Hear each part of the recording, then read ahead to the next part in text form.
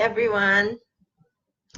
This is Martha. I'm a relationship counselor and clinical sexologist, and I'd like to thank all of you for watching this video and following my work.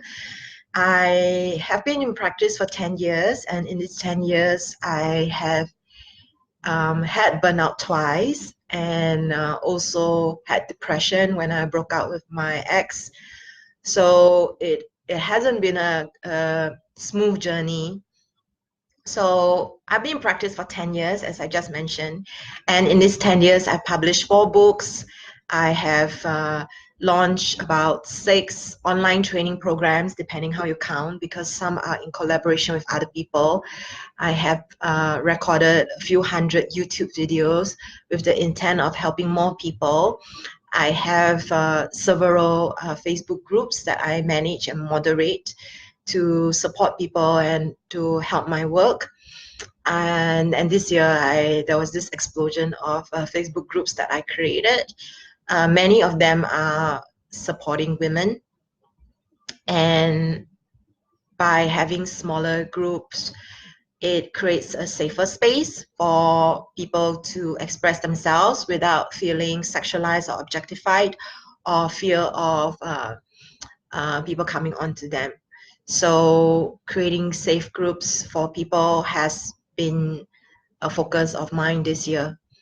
Every year I do a post, I call it milestones. And for this year, like I said, I've been in practice for 10 years. And this year has been the best year in 10 years. And I'm very grateful for that. A lot of you don't know this, but I'm going to just share it now. When I was going through oh my God, I'm going to cry.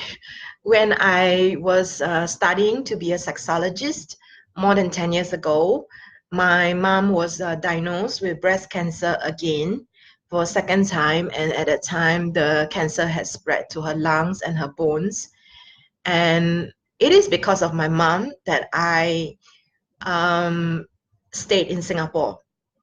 And through these 10 years, she was fighting breast cancer for a long time. Last year, she passed away in October.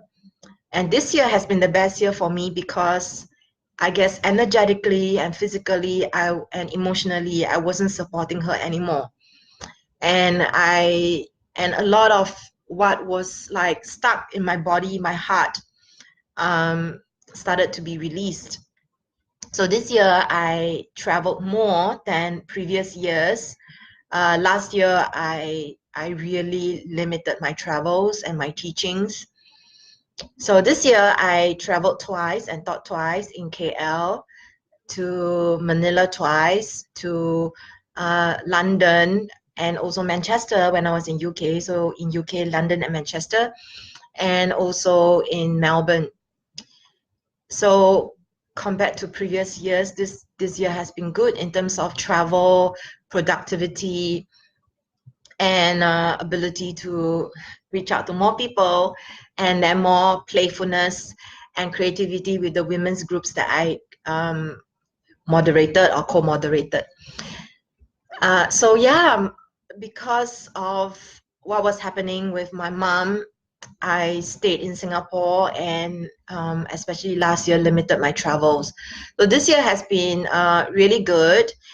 So I'm going to post below my milestones for 2019, and every year I also keep track of the number of books that I've read. I love books, and I'm a speed reader. I can read really, really fast. That's what speed reader is. And this year I had actually set out a quota of 100. However, I didn't reach that. I didn't even read 50 books. I spent a lot of time watching YouTube instead, which is not healthy, but that's what I was doing. And so yeah, I'm gonna post what I did this year below. You can read about it. So my word for next year is going to be ease. So I'm in this women's group called Write Yourself Free that is going to end today. And in it, my friend Janet was posting writing prompts, and today she asked the group what we are going to look forward to next year. So I wrote that I'm going to look forward to ease in my life for next year. There was a year, I think it was like 4 years ago or 3, that the word was flow. So let me explain a little bit about the concept of the masculine and feminine. The feminine is like the water in a river. It flows and it's shape-shifting and it just goes with the flow and it changes moment by moment.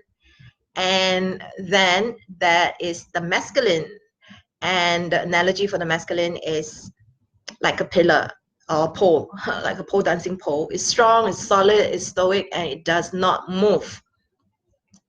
In my work, there's a lot of the masculine, even though I'm a woman. And I use my womanly looks and my feminine charms to ease my clients into the session, but I essentially hold space for them. I'm the container. So a lot of my work is quite masculine actually, even though I create a box for them, and then I in that session we flow.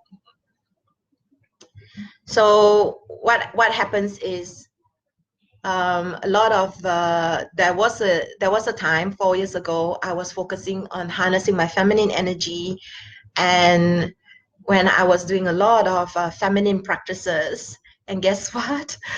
In that year, there was very little things I could do. I wasn't tired. I wasn't lazy. I wasn't burnt out. I was just not able to get all my thoughts to form a formation, a line in my head. And it was just kind of like, I couldn't get anything done when I was spending the entire year working on my feminine energies. So I'm actually planning to bring back these feminine energy practices next year. And I'm a little bit scared. I'm a little bit scared to bring back the feminine work that I do, because in that year that I was focused on it, as much as I felt really, really great, I didn't get anything done. I didn't get much done that year. And so I've learned that we need to, as an entrepreneur, I need to have a balance between having structures and systems, being my masculine, getting things done, the doer, and also the being open to things changing and being dynamic and also being in flow. So this is the reason why I'm going to call the word that I want for next year ease. I want to have ease in my life, whether it's in this situation or this situation, I want to have ease in my life. So the word for me that I'm going to give to myself for next year is ease. So what about you? What about you? Being able to straddle between the two. Because I do know of friends who are very masculine, and I also know of friends who are very feminine. And frankly, my very feminine friends, they say a lot, they want to do a lot, they feel a lot, and then they can't get it done. Some people I've learned, like they say a lot, but they can't get things done. They can't put thoughts to paper. And then there are people who just can't get things going. And so it's very important to not judge them and where they're at. We are all going through the journey of life, and we have different things going on in our lives, our personalities and challenges and all that. For me, myself, the integration of the more beautiful integration of my masculine and feminine. So yeah, this is going to be the word that I'm going to have for myself next year. What about you? I'm interested to hear what is your word for next year and your thoughts. So thank you again for your support of all my work and following my videos, and yeah, thank you. So I did this in another Facebook group. I'm going to do this. I'm wishing you happiness, joy, love, abundance, money, health, ease in your life for 2020. And I'm sending you love, support, luck, fortune, abundance, money, and good sex. Good sex, okay? Whether it's good sex with yourself or with others, with health, with consent, with integrity, with happiness, sending all that to you.